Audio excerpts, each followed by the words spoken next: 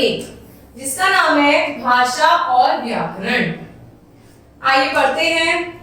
पहले चित्र में आपने देखा कि अध्यापिका जी ने छात्रों से अपनी बात बोलकर समझाई। देखिए कैसे समझाई है कि हम विद्यालय जाते हैं, है ना। फिर आते हैं दूसरे चित्र पे। दूसरे चित्र में आपने देखा कि रमेश ने अपनी बात विचार कही और तीसरे चित्र में अध्यापिका जी अपनी बात ब्लैक बोर्ड पर लिखकर समझाई। अब देखते हैं दूसरे चित्र में अध्यापिका जी कौन विद्यालय जाएगा, रमेश ने पूछा, अपनी बात को बोलकर समझाया। और फिर इसके बाद तीसरे चित्र में अध्यापिका ने ब्लैक बोर्ड पर लिखकर अपनी बात को प्रदर्शित करा। अर्थात अपनी बात या विचार को बोलकर या लिखकर दूसरों के समक्ष प्रकट करना ही भाषा कहलाता है। दूसरों की बात समझना और दूसरों को अपनी बात समझाना ही विचारों का आदान प्रदान करना है। जब हम एक दूसरे से बातचीत करते हैं तो हमारे विचारों का आदान प्रदान होता है, वो जिसके द्वारा हम करते हैं वो ही भाषा कहलाती है, क्योंकि बोलकर ही तो हम दूसरे को अपनी बात को समझाएंगे। तो इसलिए हम इसे क्या कहते हैं बेटा, भाषा कहते हैं। जब हम किसी भी व्यक्ति को अपने विचार बोलकर, लिखकर या आदान प्रदान करके समझाते हैं तो यह सब भाषा ही है। मैंने आपको पहले बता दिया, या तो हम किसी को अपनी बात बोलकर समझाते हैं या अपनी बात लिखकर समझाते हैं या कुछ दिखाकर समझाते हैं, तो वो क्या क्या कहलाती है, भाषा। हम भाषा का अन्य रूपों में भी प्रयोग कर सकते हैं। प्रत्येक व्यक्ति के लिए भाषा का एक अलग महत्व है। बिल्कुल, अपनी बात को जिस तरीके से हम कहते हैं, तो भाषा यदि हमारे जीवन में नहीं होगी तो क्या हम अपनी भावनाओं को किसी को व्यक्त कर पाएंगे? बिल्कुल भी नहीं कर पाएंगे। हम भाषा को स्वयं पढ़कर व सुनकर भी उस पर अपने विचार व्यक्त कर सकते हैं। ऐसा नहीं है कि विचार हम सिर्फ अपने मन में हो तो ही बोल सकते हैं भाषा के रूप में, उसे हम पढ़ के, सुनकर, देखकर, लिखकर भी व्यक्त कर सकते हैं। अब बेटा भाषा के कितने रूप होते हैं? 2 रूप होते हैं। पहला है मौखिक भाषा और दूसरा है लिखित भाषा। भाषा के 2 रूप होते हैं, मौखिक और लिखित। मौखिक भाषा अपने विचारों को बोलकर प्रकट करना ही मौखिक भाषा कहलाता है।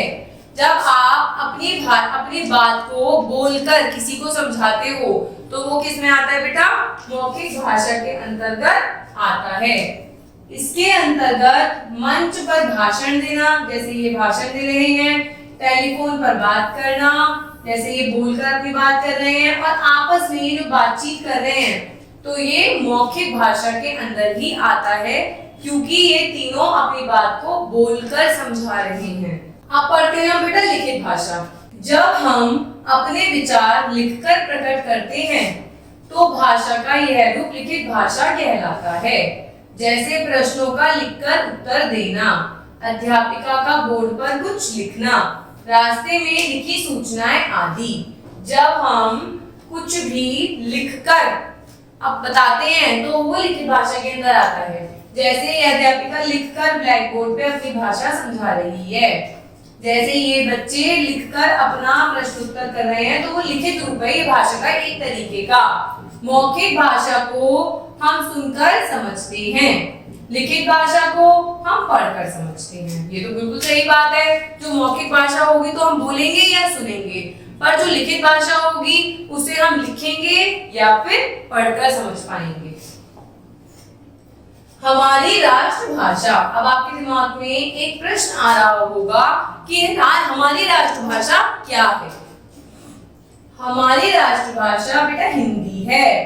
14 सितंबर 1947 को यह घोषणा की गई थी कि प्रत्येक वर्ष 14 सितंबर को हिंदी दिवस मनाया जाता है, क्योंकि हमारी राष्ट्रभाषा 14 सितंबर 1947 को हिंदी रखी गई, इसलिए हम हर वर्ष 14 सितंबर को हिंदी दिवस मनाते हैं। यही हमारे देश में सर्वाधिक बोले जाने वाली भाषा है। भैया आप तो जानते हैं आसपास के जितने भी क्षेत्र है वहां पे क्या बोली जाती है, हिंदी ही बोली जाती है। तो हिंदी हमारी कैसी भाषा हो गई बच्चों, राष्ट्रभाषा हो गई। हिंदी की लिपि क्या होती है बेटा, देवनागरी। इसे एक वैज्ञानिक भाषा माना जाता है क्योंकि इसके अंदर बहुत तरीके के नियम होते हैं। भारत में हिंदी के अतिरिक्त अन्य अनेक भाषाएं भी बोली व समझी जाती हैं। कुछ प्रमुख राज्यों की भाषाओं को नीचे दिया गया है। देखिए ये भारत के राज्य हैं और ये मुख्य भाषा है। कर्नाटक में कन्नड़ बोली जाती है, गुजरात में गुजराती बोली जाती है, महाराष्ट्र में मराठी बोली जाती है, आंध्र प्रदेश में तेलुगु बोली जाती है, असम में असमी बोली जाती है, केरल में मलयालम बोली जाती है। ये सब क्या है, इन भारत के जितने भी राज्य हैं वहां बोली जाने वाली भाषा है। पश्चिम बंगाल में बांग्ला बोली जाती है, तमिलनाडु में तमिल भाषा बोली जाती है, राजस्थान में राजस्थानी बोली जाती है और पंजाब में पंजाबी भाषा बोली जाती है। इसी प्रकार विश्व के अनेक देशों की भी अपनी अलग अलग भाषा होती है। जैसे भारत के जितने राज्य हैं सब राज्यों की अपनी अपनी भाषा है, ऐसे ही हमारे पूरे विश्व में जितने भी देश हैं उन देशों की भी अपनी भाषा है।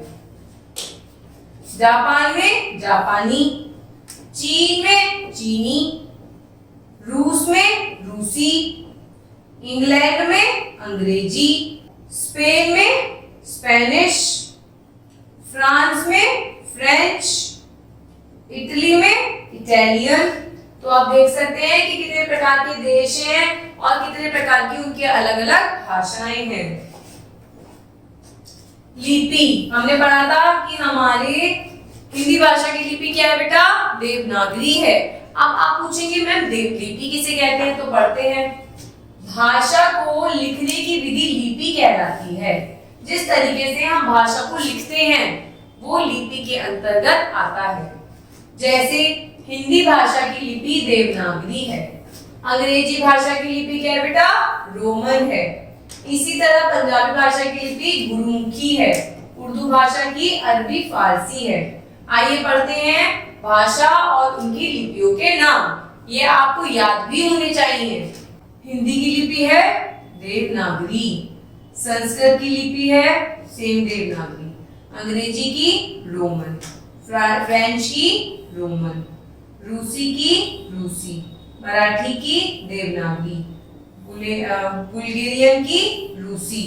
ऐसा नहीं है कि एक लिपि एक भाषा के लिए ही होती है, लिपि अनेक भाषाओं के लिए भी हो सकती है। जैसे देवनागरी हिंदी के लिए भी है, संस्कृत के लिए भी है, मराठी के लिए भी है, पंजाबी के लिए गुरुमुखी, उर्दू के लिए फारसी, अरबी के लिए फारसी, नेपाली के लिए देवनागरी, पोलिश के लिए रोमन, बांग्ला के लिए बांग्ला और जर्मन के लिए जर्मन ही बोली जाती है। अब पढ़ते हैं बेटा हम व्याकरण के बारे में, जो हमारा बेसिक सब्जेक्ट है।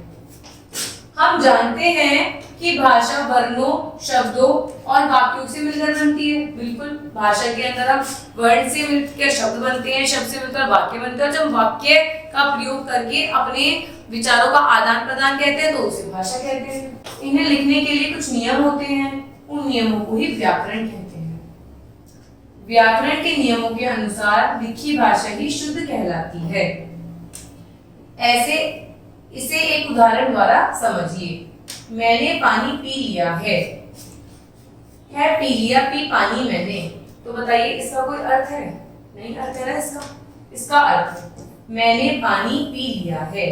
तो यही व्याकरण है। यदि हम अपने शब्दों को सही ढंग से नहीं लगाएंगे तो वो प्रॉपर वाक्य नहीं बन पाएगा, ना किसी को समझ में आ पाएगा। तो हमें क्या ध्यान रखना है कि हमें अपने शब्दों को क्रम में लगाना है। उन शब्दों को क्रम में लगाने के तरीके को ही हम क्या कहते हैं? व्याकरण। क्योंकि व्याकरण कुछ नियमों का पालन करता है जिससे हमारी जो भाषा होती है वो उपयोगी बनती है।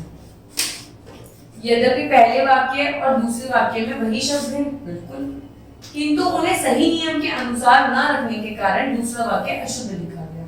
भाई ये अगर हम सही ढंग से नहीं लेते हैं तो ये वाला वाक्य अशुद्ध है, इसका कोई मतलब नहीं निकलता। जिसका मतलब नहीं निकलता वो वाक्य कैसा हो जाता है बेटा? अशुद्ध हो जाता है। अतः व्याकरण के नियम का पालन करना अति आवश्यक है। यदि हम व्याकरण नहीं पढ़ेंगे तो हमें भाषा के बारे में संपूर्ण ज्ञान नहीं हो पाएगा, हम भाषा का सही तरीके से उपयोग नहीं कर पाएंगे। इसीलिए हमें व्याकरण पढ़ना अति आवश्यक है। Thank you.